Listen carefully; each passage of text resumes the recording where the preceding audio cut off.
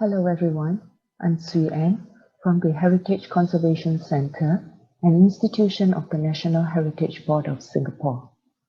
I work with the cataloguing team, which looks after the online accessibility of the Singapore National Collection. The title of my presentation is Use of Controlled Vocabulary in the Documentation of the Singapore National Collection. I will be using the abbreviation NC to represent National Collection. The National Collection of Singapore started way back in the late 19th century and is still growing today.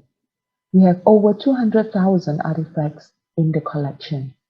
Digitization of the collection started in 2005 when data from the hard copy ledgers were transferred into the then Collections Management System, today known as the Singapore Collections Management System, the SCMS. The records are also online on the NHB resource portal named Roots. The cataloging team started in 2014 to enhance the searchability of the records online. 3 challenges were identified when we started work. Firstly, the different standards of data capturing over the many years resulted in inconsistencies in the database. There were inconsistent fields and information. There were different spellings of the same words. For example, Singapore. You see here that there are 5 different spellings, with the last one a typo. Variant terms were used for the same object type. For example, bangles and bracelets were interchangeably used for the objects. Secondly, the artifacts were categorized by material type for storage purposes back then instead of by object type. So for example, sculptures.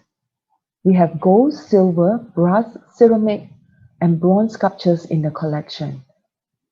For a user who wants to retrieve all actual sculptures, the user will need to perform 5 different searches, because a keyword search would also retrieve photographs and prints with sculptures in them. This was partly caused by the third challenge, where only 2 filters were possible for the NC online search page. The 2 filters were category and collections, which are museum names. This was because these were the only 2 fields with the most consistent data. So it created a challenge in the narrowing down of searches. Understanding that controlled vocabulary helps with the standardization of data, the catalogers researched on thesauri available online on the international platform and also the local ones. These are the thesauri we selected for our fields. We use Getty's, Library of Congresses, and a thesauri from the National Library Board of Singapore, as well as our own NHB controlled vocabulary. With that, the catalogers enthusiastically started attributing terms to the artifacts in the collection, each selecting terms from the thesauri. It was only after a sizable number of records did we realize that each cataloger was selecting different terms for the same object type. For example, the 3 Buddha sculptures here. 3 catalogers each selected a different object type term for each sculpture. The terms may not be wrong, but it created inconsistencies again in the data. We were unable to see the inconsistency at the start, as we were entering data into Excel individually while awaiting the cataloging system to be ready in SCMS. To address these challenges, the catalogers discussed, sought advice, researched, and we decided on these 2 measures: to develop a taxonomy to control the use of controlled vocabularies to tag the artifacts. I will elaborate more on this on the next slide. The second measure aids with the development of taxonomy. While we were cataloging, we realized we have many regional and local artifacts, which do not have English equivalent names, and the English terms used to describe them were too broad. For example, the kasut mane, chongkat, kamchen. So we created the local terms as controlled vocabularies, starting the NHB controlled vocabulary. We also create English terms for the terms we need, but which are not available on the thesauri we use. More about the taxonomy. The taxonomy was new to the catalogers then, so we decided to start on one field, which is the object type, which is the most popularly used field for searches. We had a consultant guide us as we went through the artifacts in the collection. We grouped them, categorized them, and labeled them. The NHB object type taxonomy consists of Getty's AAT and NHB controlled vocabulary terms only. Presently, there are 36 categories of object type in the system. All catalogers must select terms from the taxonomy to tag to the objects. Here are two examples of the categories and the hierarchies from which the catalogers must select terms for religious sculptures. This helps to control and standardize the data. For the NHB controlled vocabulary, we create them into the system, fitting them into the taxonomy directly. We link synonyms and various terms to our preferred terms. We also have definitions and scope of use for every term we create. We hope to share the NHB controlled vocabulary with other institutions when it is well established. By using the controlled vocabularies and the taxonomy, we were able to put the NHB object type taxonomy on routes for browsing, mimicking online shopping style. This page is called the collections classification page. The URL is shared here. It is still a work in progress as there are many more artifacts to categorize. However, it is good that we are able to group the object types together and standardize the terms. As more data gets standardized, we are able to create more filters to aid more efficient retrievals by narrowing down keyword searches on the National Collections search page. You see here, in the former search page, there are only 2 filters. However, in the new one, we have many more. The use of controlled vocabulary and taxonomy also enable more efficient retrieval in the internal database, the SEMS. Besides just using faceted searches, artifacts can be retrieved by using the hierarchies of the taxonomy. The terms on the higher hierarchy are able to retrieve the artifacts in the hierarchies below them.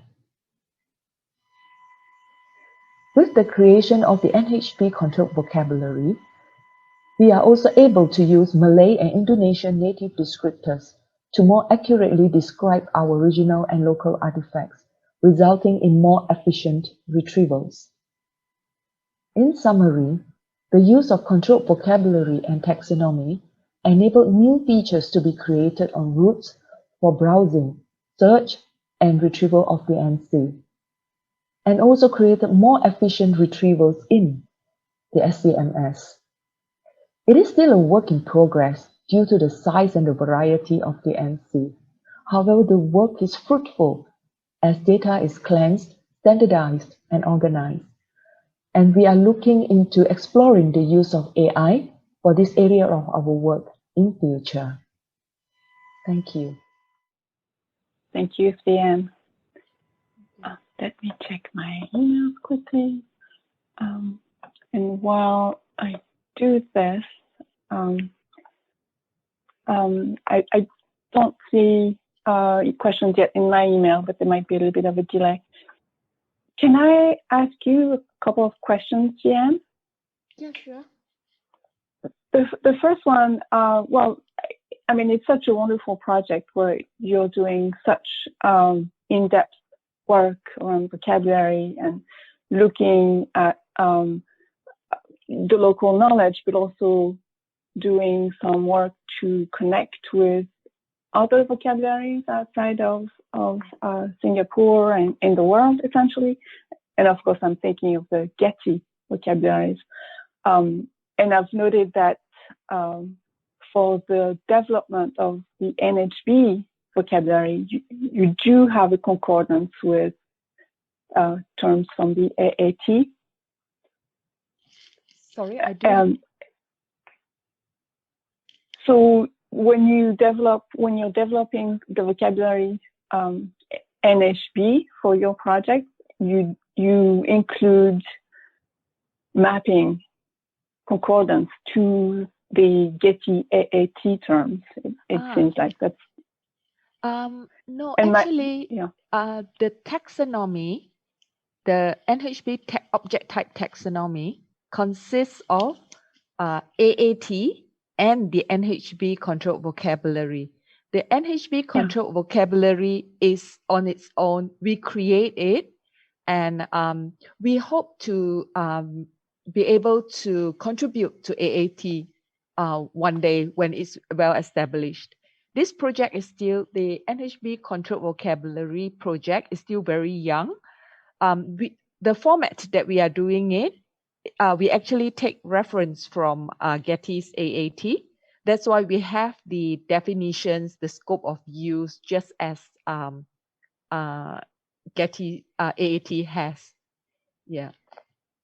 No, that's wonderful. That was my question exactly. So hopefully in the future, you're thinking about contributing to the Getty with your vocabulary. Fantastic. Yes. I have another question here. So the development of the NHB vocabulary has contributed to more filters in your online catalog. Yes. That's what you were saying, right? Which is great. That allow users more tools essentially to search your collections.